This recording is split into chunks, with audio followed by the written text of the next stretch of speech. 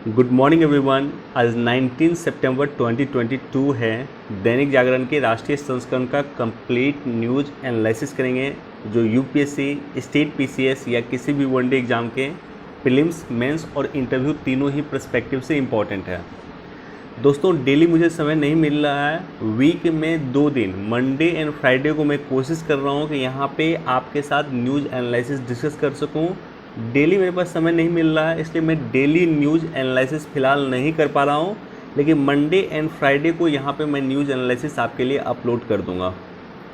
चलिए शुरुआत करते हैं, लेकिन उससे पहले हमारे चैनल पे नए हैं तो सब्सक्राइब कर दें, अपने दोस्तों के साथ, कलीग के साथ इसे शेयर कर दें। कोई क्वेश्चन पूछना चाहते हैं, कुछ सुझाव देना चाहते हैं, कमेंट सेक्शन में दे सकते हैं। वीडियो को लाइक कर दें। जिन लोगों ने टेलीग्राम चैनल ज्वाइन नहीं किया जा करके ज्वाइन कर लीजिएगा। टेलीग्राम चैनल का लिंक आपको डिस्क्रिप्शन में मिल जाएगा। टेलीग्राम पे प्रत्येक दिन दैनिक जागरण के राष्ट्रीय संस्करण का पीडीएफ मैं प्रोवाइड करता हूँ, और न्यूज़ जो इस तरह से इम्पोर्टेंट होता है उसको इस तरह से टिक करके मैं प्रोवाइड करता हूँ ताकि इम्पोर्टेंट न्यूज़ को आप लोग पढ़ लें। फर्स्ट पेज पे ये न्यूज़ इम्पॉर्टेंट है, और इस न्यूज़ में भी एक पर्सपेक्टिव इम्पॉर्टेंट है कि एनआईए क्या होता है। NIA, national investigation agency. National investigation agency में मैंने सेपरेट एक वीडियो बनाया है, आप लोग जा कर के देख लीजिएगा। एनआईए एग्जाम पर्सपेक्टिव से काफ़ी इम्पॉर्टेंट है। एनआईए की स्थापना मुंबई टेरर अटैक के बाद दिसंबर 2008 में किया गया था। अच्छा, दिसंबर 2008 में ही एक संगठन की शुरुआत किया गया था, हालांकि उसकी स्थापना हाल में हुआ है, लेकिन शुरुआत किया गया था नेट ग्रिड का। नेट ग्रिड मतलब होता है national intelligence grid. Net grid के वर्तमान में सीईओ बने हैं श्री पीयूष गोयल जी, और नेट ग्रिड का जो हेडक्वार्टर है वो बेंगलोर में बना है। तो ये याद रखिएगा, हो सकता है प्रीलिम्स वगैरह में आपसे पूछा जा सके।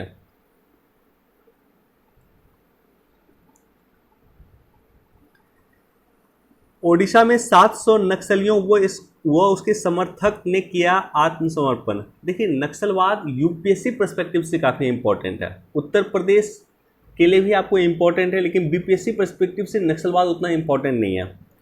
यूपीएससी पर्सपेक्टिव से नक्सलवाद इतना इम्पोर्टेंट है कि यूपीएससी का जो एग्ज़ाम अभी मेंस का हो रहा है, जीएस पेपर 3 का कल मैं पेपर देख रहा था, और जीएस पेपर 3 में नक्सलवाद को लेकर के क्वेश्चन यूपीएससी मेंस में पूछ दिया है। तो आप समझ सकते हैं कि यूपीएससी के लिए कितना इम्पोर्टेंट है कि मेंस में क्वेश्चन आता है। नक्सलवाद पे अभी चर्चा में क्यों चल रहा है? क्योंकि गृह मंत्रालय ने एक रिपोर्ट जारी किया था, और रिपोर्ट के अनुसार जो नक्सलवाद प्रभावित क्षेत्र है वो घटा है।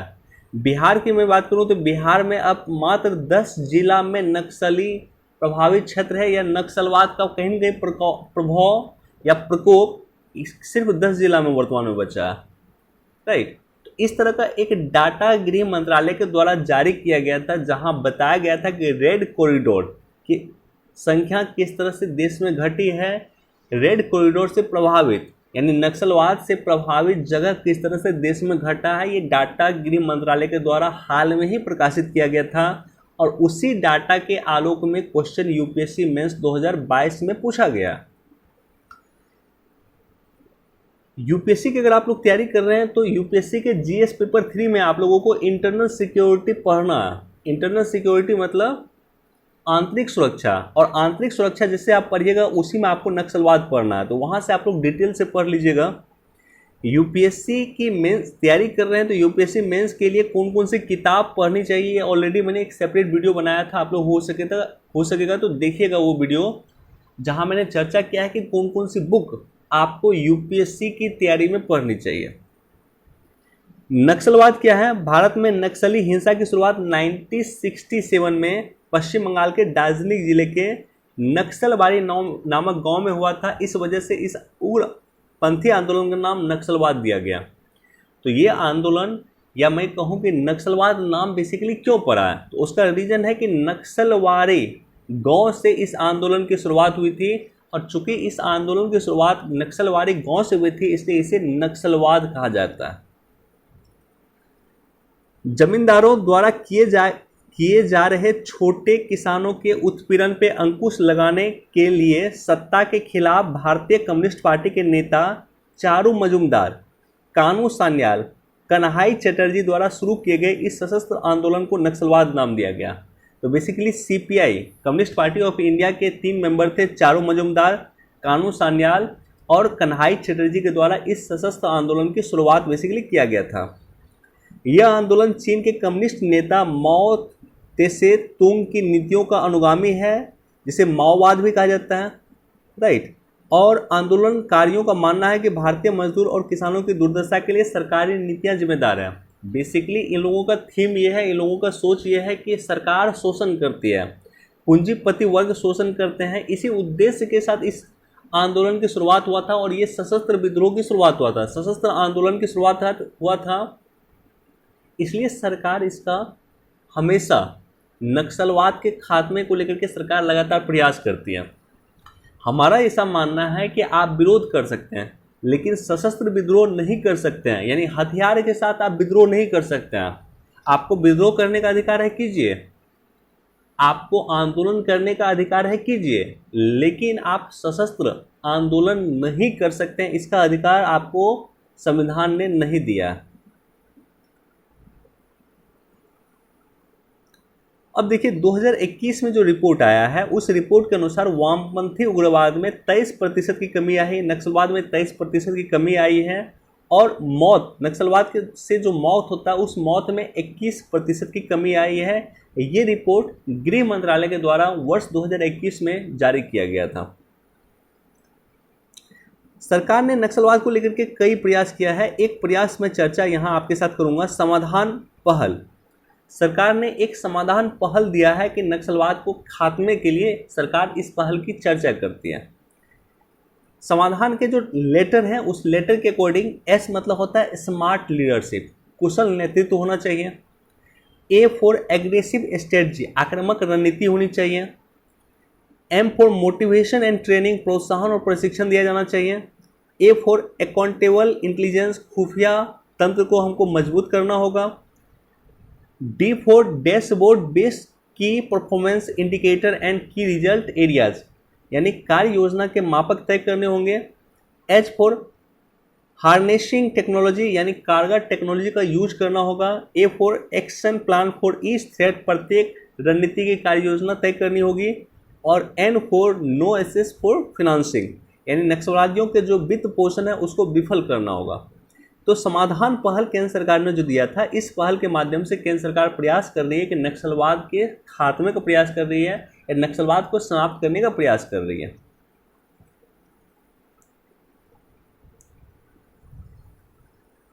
देखिए मुझे लगता है बेसिकली ऐसा है कि नक्सलवाद को अगर खात्मा करना तो नक्सली जो एरिया है वहाँ पे अधिक से अधिक अवसंरचना इम्प्रूव करना होगा, इंफ्रास्ट्रक्चर वहाँ पे इम्प्रूव करना होगा, कनेक्टिविटी बढ़ाना होगा, संवाद स्थापित करना होगा। क्योंकि नक्सली कहीं बाहर के नहीं, हमारे देश के ही लोग हैं, तो इसके साथ हमारे संवाद भी स्थापित करना होगा और उस एरिया का डेवलपमेंट करना होगा। नक्सली आज भी जंगल में ही क्यों रहते हैं या ऐसी जगह क्यों रहते हैं जहाँ का इंफ्रास्ट्रक्चर बिल्कुल ख़राब है? तो इंफ्रास्ट्रक्चर अगर वहाँ पे सही हो गया, रोड सही हो गया, ट्रांसपोर्टेशन सही हो गया वहाँ पे उस जगह पे, तो नक्सलवाद धीरे धीरे कम हो जाएगा।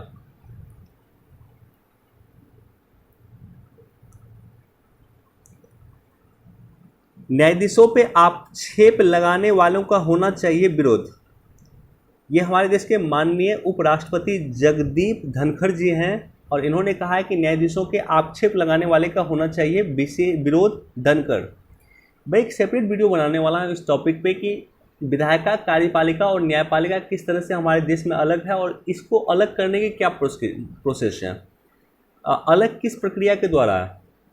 एक किताब, बहुत फेमस किताब है मॉन्टेस्क्यू की, फ्रेंच स्कॉलर थे मॉन्टेस्क्यू। मॉन्टेस्क्यू ने 1789 के आसपास आई थिंक एक किताब लिखा था जिस किताब का नाम है the spirit of law. The spirit of law, SPIRIT, spirit of law. इस किताब में शक्ति पृथक्करण का सिद्धांत दिया गया था। शक्ति पृथक्करण का सिद्धांत मतलब होता है कि विधायिका, कार्यपालिका और न्यायपालिका तीनों अलग अलग होंगे, तीनों एक दूसरे से अलग होगा। और इसी शक्ति पृथक्करण के सिद्धांत को सबसे पहले अमेरिका में अपनाया गया था। अमेरिका में सबसे पहले शक्ति पृथक्करण के सिद्धांत जो फ्रेंच स्कॉलर मॉन्टेस्क्यू ने अपनी किताब द स्पिरिट ऑफ लॉ में दिया था उसको अपनाया गया था। और उसके बाद अगर देखा जाए तो भारत में भी शक्ति पृथक्करण के सिद्धांत को अपनाया गया, लेकिन आंशिक रूप से अपनाया गया। और भारत के संविधान के आर्टिकल 50 अनुच्छेद 50 पढ़िएगा आप लोग। भारतीय संविधान के अनुच्छेद 50 जो डीपीएसपी का पार्ट है, उसी अनुच्छेद 50 में शक्ति पृथक्करण के सिद्धांत को अपनाया गया। बाकी मैं डिटेल से डिस्कस करूंगा बोर्ड पे। सैलानियों को लुभाने के लिए ब्रिटेन समेत 20 देशों में खुलेंगे पर्यटन दफ्तर। निश्चित तौर पे कोविड के दौरान जो हमारी देश की पर्यटन नीचे चली गई थी, उसको उठाने का सरकार लगातार प्रयास कर रहा है, और उसी प्रयास का एक पार्ट है कि 20 देशों में पर्यटन दफ्तर खोले जाएंगे। अगर वहाँ पे पर्यटन दफ्तर खोले जाएंगे तो पर्यटन की संख्या भारत में बढ़ेगी, और पर्यटन की संख्या अगर भारत में बढ़ेगी तो भारत का सर्वांगीण विकास होगा। देखिए, पर्यटन वो सेक्टर है जो किसी देश की अर्थव्यवस्था के प्राथमिक क्षेत्र, द्वितीय क्षेत्र और तृतीय क्षेत्र तीनों को प्रभावित करती है। मैं एक एग्जांपल देता हूँ। अगर मान लीजिए कि 1 लाख टूरिस्ट किसी पर्टिकुलर जगह पे आते हैं, तो प्राथमिक क्षेत्र किस तरह से प्रभावित होगा, क्योंकि 1 लाख टूरिस्ट के लिए खाने पीने का प्रबंध करना है, तो कृषि हमारा वहाँ पे उत्तरोत्तर रूप में बढ़ेगा, कृषि का विकास होगा एक तरह से। 1 लाख पर्यटक अगर किसी पर्टिकुलर जगह पे आएंगे तो ऐसे कंडीशन में निर्माण की भी तो आवश्यकता होगी, तो कई सारे मैन्युफैक्चरिंग चीज़ें होगा, कई सारे चीज़ों का मैन्युफैक्चरिंग होगा, और चीज़ों का मैन्युफैक्चरिंग आपको सेकेंडरी सेक्टर में आता है। अगर 1 लाख पर्यटक किसी पर्टिकुलर जगह पे जाते हैं मान लीजिए, तो वहाँ पे सेवा सेक्टर का विकास होगा, वहाँ पे जो उद्योग है उसका विकास होगा, वहाँ पे पर्टिकुलरली जो होटल वगैरह होता है, पर्यटक रुकेंगे कहाँ पे, तो होटल में रुकेंगे, रेस्टोरेंट में रुकेंगे, खाना खाएंगे रेस्टोरेंट में, दुकान वगैरह का विकास होगा। तो ये सारा का सारा टर्सरी सेक्टर में आता है, hotel and restaurant tertiary sector में आता है। तो यानी पर्यटन का विकास करने से क्या होता है कि प्राथमिक क्षेत्र, द्वितीय क्षेत्र और तृतीय क्षेत्र तीनों का विकास होता है। तो इसलिए सरकार पर्यटन के विकास को फोकस करती है, क्योंकि पर्यटन के विकास से प्राथमिक क्षेत्र, द्वितीय क्षेत्र और तृतीय क्षेत्र तीनों का सेपरेट रूप से विकास होता है। रक्षा उपकरणों के आपात खरीद के लिए कंपनियों से मांगे प्रस्ताव। देखिए, इसको आप लोग पढ़िएगा, इसका डिस्कस जो इसे जस्ट पहले जो मैंने लेक्चर लिया था 16 तारीख को, वहाँ पे मैंने रक्षा पे डिटेल से चर्चा किया था, उसको आप लोग देखिएगा। डिफेंस के सेक्टर में भारत कैसे आत्मनिर्भर हो, ये टॉपिक इंपॉर्टेंट है। सुगम्य भारत ऐप पे मिली शिकायतें राज्य के पास लंबित। सुगम्य भारत बेसिकली विकलांग जो है या दिव्यांग, मैं कहूँ तो दिव्यांग से संबंधित है। सुगम्य भारत ऐप दिव्यांग और वरिष्ठ नागरिक से बेसिकली।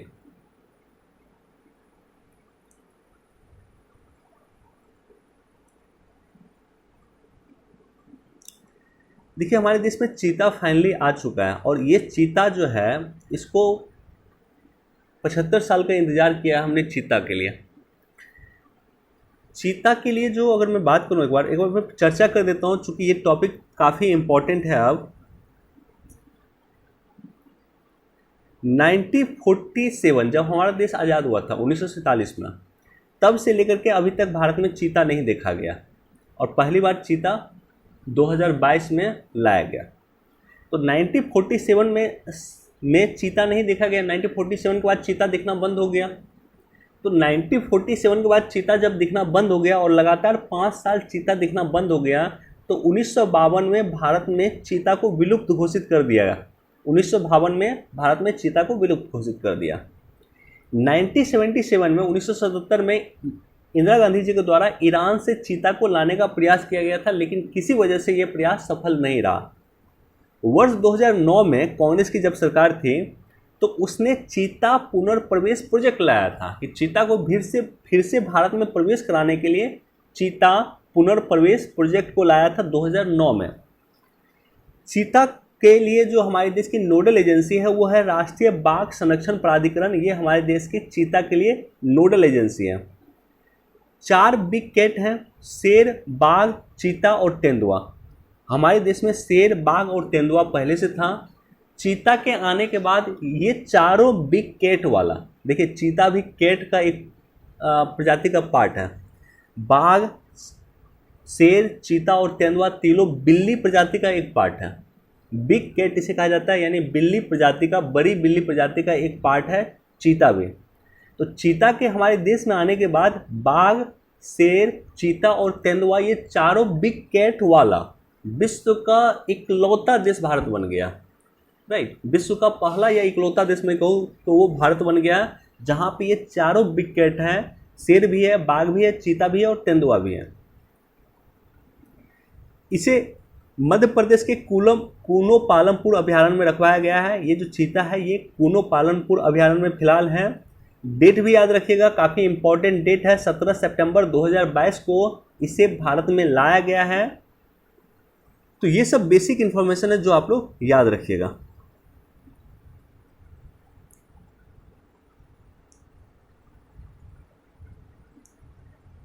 ऑपरेशन डबल पुल और ऑक्टोपस ने तोड़ी नक्सलियों की कमर। नक्सलवाद पे ऑलरेडी मैंने चर्चा किया है, यहाँ पे ये पॉइंट जोड़ लीजिएगा कि सीआरपीएफ के द्वारा ऑपरेशन डबल पुल और ऑक्टोपस के द्वारा नक्सलवाद के खात्मे का प्रयास किया गया है।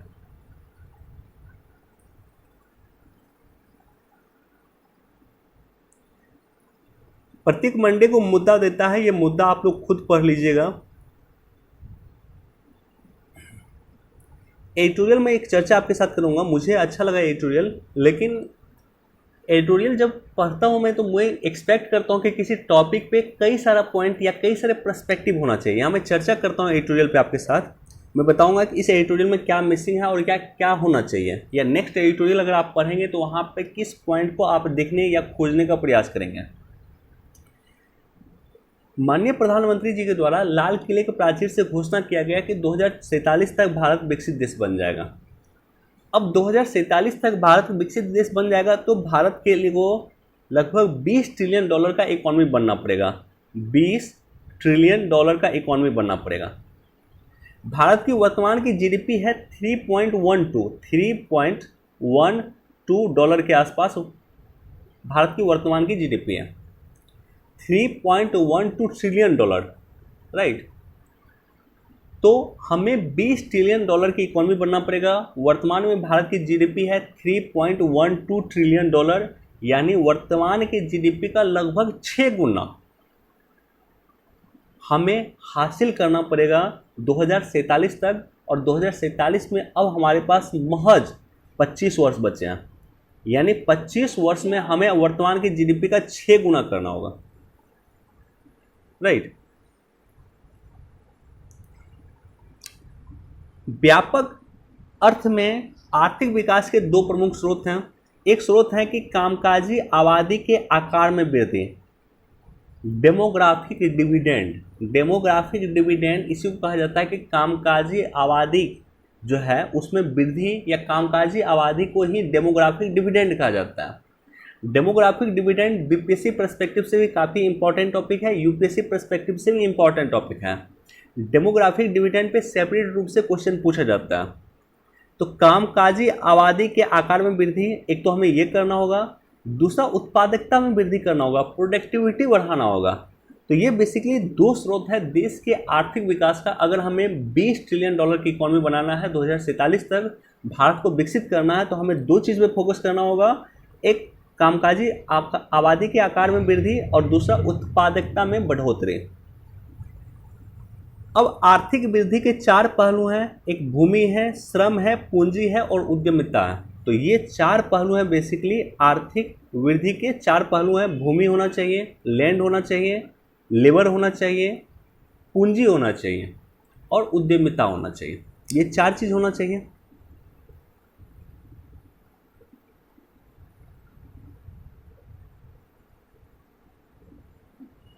अब देखिए, भारत को $20 ट्रिलियन का इकोनॉमी बनाना है 2047 तक, लक्ष्य हमारा फिक्स है, टारगेट हमारा फिक्स है। अब $20 ट्रिलियन इकोनॉमी बनाने के लिए हमें क्या क्या स्टेप उठाना चाहिए वो इम्पॉर्टेंट है। यहाँ पे इन्होंने सिर्फ एक स्टेप की चर्चा किया है कि 10,000 यूनिकॉर्न कंपनी बना दीजिए। यहीं पे एडिटोरियल में जब हम लोग एडिटोरियल पढ़ते हैं तो हम लोग ये खोजते हैं कि कई सारा पर्सपेक्टिव होना चाहिए। अगर आप ये बोल रहे हैं कि $20 ट्रिलियन का इकॉनमी हमें बनाना है 2047 तक, तो इसमें एक ही पॉइंट नहीं होना चाहिए, इसमें कई सारा पॉइंट होना चाहिए, इसमें कई सारा पर्सपेक्टिव होना चाहिए, राइट, कई सारे रास्ते होने चाहिए। यहाँ पे सिर्फ एक रास्ता बताया गया है कि $20 ट्रिलियन इकोनॉमी बनाना है तो 10,000 यूनिकॉर्न कंपनी बना दीजिए, $20 ट्रिलियन इकोनॉमी बन जाएगी, लेकिन ऐसा नहीं है। तो जब आप एडिटोरियल पढ़ते हैं तो कोशिश कीजिए कि किसी टॉपिक पे एडिटोरियल पढ़ते हैं, मान लीजिए ये टॉपिक आज का काफ़ी इंपॉर्टेंट टॉपिक है कि विकसित भारत या विकसित भारत कैसे बनाया जाए, विकसित राष्ट्र कैसे बनाया जाए। तो विकसित राष्ट्र बनाने के लिए 10 पर्सपेक्टिव आपके पास होना चाहिए, 10 सोच आपके पास होना चाहिए, 10 दृष्टिकोण होना चाहिए। नेक्स्ट टाइम अगर आप एडिटोरियल पढ़िएगा, अगर विकसित राष्ट्र बनाने का एडिटोरियल आएगा तो उसमें सर्च कीजिएगा कि सरकार और क्या क्या स्टेप उठा सकती है, या सरकार की जगह आप रहे, आपको ये जिम्मेदारी दिया जाए कि भारत को विकसित करना, तो आप क्या क्या स्टेप उठाइएगा भारत को विकसित करने के लिए, ये आपके पास कुछ अपना दृष्टिकोण होना चाहिए। बहरहाल हम लोग लौटते हैं न्यूज़ पे। इनका मानना है कि विकसित भारत बनाने के लिए, राइटर का मानना है कि विकसित भारत बनाने के लिए 10,000 यूनिकॉर्न कंपनी का लक्ष्य तय होना चाहिए। अब यूनिकॉर्न कंपनी क्या होता है? तो वैसा कंपनी जिसका market capital $1 billion, market capital $1 billion cross हो जाता है, उसे यूनिकॉर्न कंपनी कहते हैं। और $1 बिलियन में लगभग मान लीजिए कि 7,500 करोड़ रुपए के आसपास होता है। अगर डॉलर की कीमत 75 रुपये है तो ये 7,500 करोड़ रुपए होता है। ऐसी कंपनी जो 7,500 करोड़ रुपए को क्रॉस कर गई है उसे यूनिकॉर्न कंपनी कहेंगे, या डॉलर के टर्म में मैं कहूँ तो $1 बिलियन अगर क्रॉस कर गई है तो इसे यूनिकॉर्न कंपनी कहेंगे। $1 अरब क्रॉस कर गई है तो उसे यूनिकॉर्न कंपनी कहेंगे। अभी जुलाई में 105 यूनिकॉर्न कंपनी हमारे देश में हो चुकी हैं। लेटेस्ट यूनिकॉर्न कंपनी कौन है, आप लोग नेट पे सर्च कीजिएगा, मुझे कमेंट सेक्शन में आप लोग बताइएगा कि भारत की 105वीं यूनिकॉर्न कंपनी कौन सी है। अब 10,000 अगर यूनिकॉर्न कंपनी हमें बनाना है तो हमें जिला स्तर पे यूनिकॉर्न कंपनी बनाने का प्रयास करना होगा, राइट। जिला स्तर पे प्रत्येक जिला से 10, 15, 20 यूनिकॉर्न कंपनी बनेगा, तभी जाकर के देश स्तर पे 10,000 यूनिकॉर्न कंपनी का निर्माण हो पाएगा। और ये निर्माण हमें 2047 से पहले करना, राइट। अब यूनिकॉर्न कंपनी के 4 अनुकूल पहलू हैं। व्यक्ति होना चाहिए, तकनीक होना चाहिए, पूंजी होना चाहिए और बुनियादी ढांचा होना चाहिए।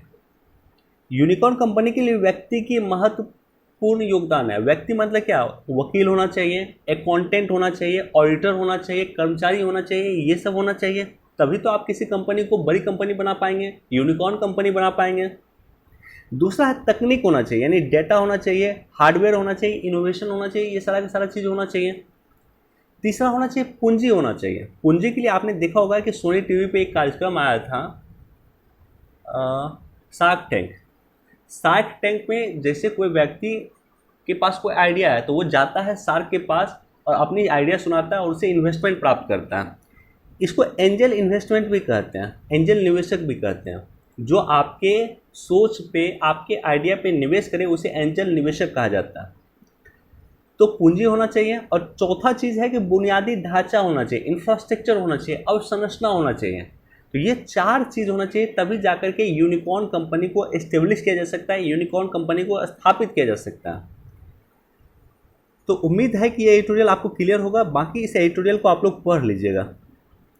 और आपके एग्जाम पर्सपेक्टिव से इम्पॉर्टेंट टॉपिक ये है कि आपको ये पता होना चाहिए कि आखिर विकसित राष्ट्र बनाने के लिए भारत सरकार ने क्या क्या कार्य किए हैं, या विकसित राष्ट्र बनाने के लिए आपको क्या क्या स्टेप उठाने चाहिए, ये आपको जानकारी होनी चाहिए। लंपी वायरस अभी काफ़ी चर्चा में चल रहा है, इसको भी एक बार आप लोग देखिएगा, इस न्यूज़ को पढ़ लीजिएगा। भारत में 80,000 मवेशियों की मृत्यु लंपी वायरस के कारण हुई है। एक मवेशी से दूसरे मवेशी में ये रोग ट्रांसफ़र होता है। जिस तरह से कोरोना ट्रांसफ़र होता था उसी तरह से लंपी वायरस भी ट्रांसफ़र होता है।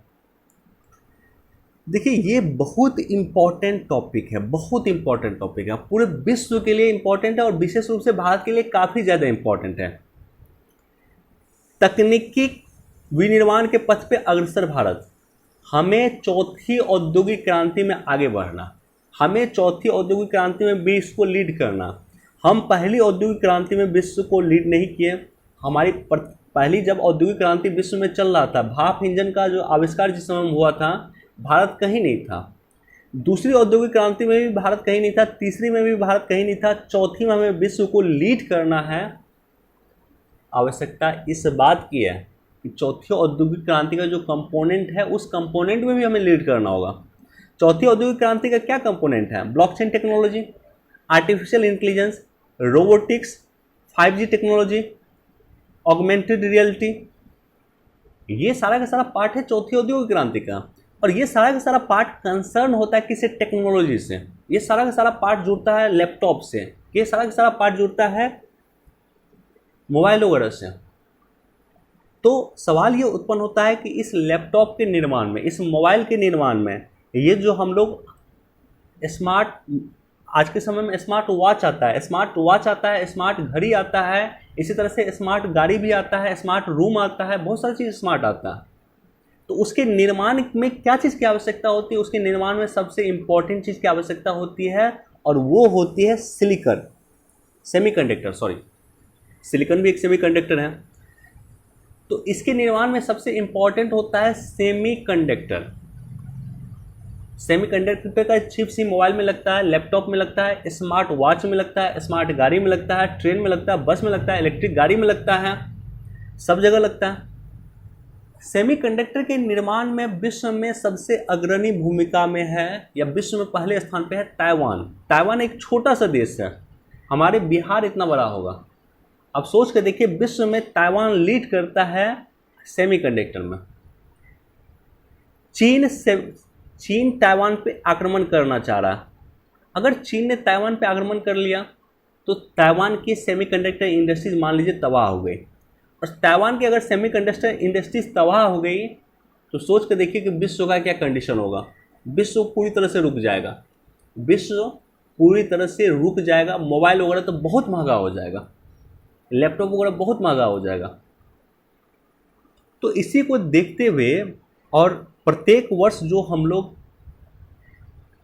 आयात करते हैं, जो सामान विदेश से हम लोग मंगाते हैं, उसमें लैपटॉप और मोबाइल लगभग हम 62 अरब डॉलर का मंगाते हैं।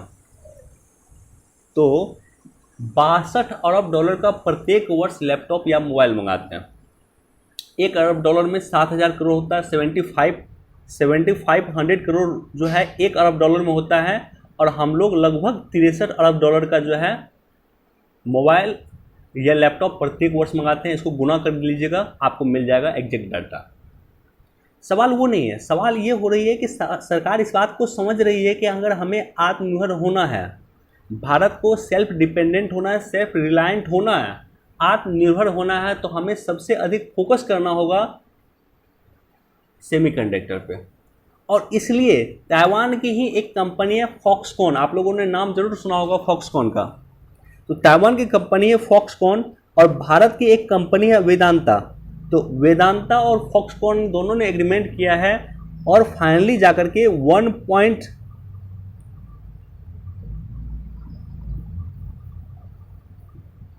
एग्जैक्ट डाटा तो यहाँ नहीं है, लेकिन ठीक है, लेकिन अच्छा खासा इन्वेस्टमेंट हुआ है। फॉक्सकॉन और वेदांता दोनों मिलकर के अहमदाबाद में, गुजरात में सेमीकंडक्टर का प्लांट लगा रहा है।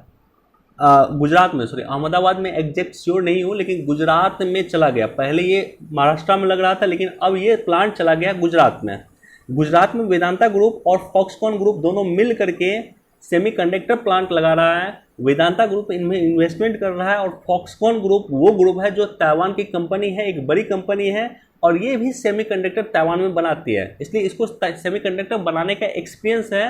वेदांता के साथ मिल करके ये हेल्प करेगी भारत को सेमीकंडक्टर में आत्मनिर्भर बनाने का। तो निश्चित तौर पे एक सकारात्मक कदम है, एक शानदार कदम है। बाकी इसको पढ़िएगा, और पूरे विश्व में इसकी चर्चा हो रही है, राइट। ये जो भारत में सेमीकंडक्टर का निर्माण शुरू होने वाला है, इसकी ना सिर्फ भारत में चर्चा हो रही है, बल्कि पूरे विश्व में चर्चा हो रही है। और इसके बैकग्राउंड में मैंने आपको चर्चा कर दिया कि अगर ताइवान पे हमला कर देता है चीन, तो विश्व तबाह हो जाएगा इस रूप में, क्योंकि विश्व में सेमीकंडक्टर मिलना बंद हो जाएगा। देखिए, शहरीकरण का जो बाढ़ है, या शहरी बाढ़ जो होती है, चाहे बेंगलुरु में बाढ़ आया, चेन्नई में हमने देखा बाढ़ आया था, महाराष्ट्र में बाढ़ आया था, इन सब के पीछे मूलभूत कारण है जलवायु परिवर्तन। इसलिए जलवायु परिवर्तन इसके बैकग्राउंड में है, जो आपके एग्जाम पर्सपेक्टिव से इम्पोर्टेंट है।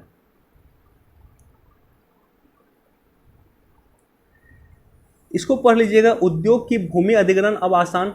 बाली में WTO की मीटिंग होने वाली है जिसमें हमारे देश के मंत्री श्री पीयूष गोयल जी वहाँ पे पार्टिसिपेट करेंगे।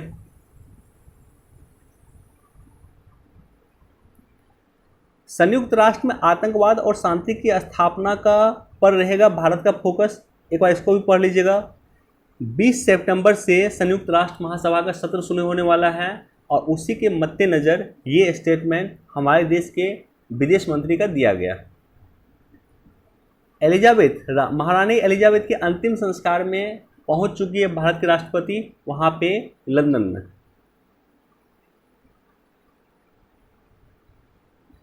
यूक्रेन ने 37 लाख टन खाद्यान्न का निर्यात किया। यूक्रेन लगातार मांग करता था कि उनका जगह उनको दिया जाए या पोर्ट खोला जाए ताकि वो खाद्यान्न का निर्यात विश्व को करना शुरू कर दें, और यूक्रेन ने चूंकि अब निर्यात करना शुरू कर दिया है तो निश्चित तौर पे विश्व में खाद्यान्न के संकट कुछ हद तक कम हो गए। चलिए दोस्तों, इतना ही इंपॉर्टेंट न्यूज़ था। वीडियो देखने के लिए आप सभी का धन्यवाद। Thank you so much. Please do like share and subscribe. Thank you.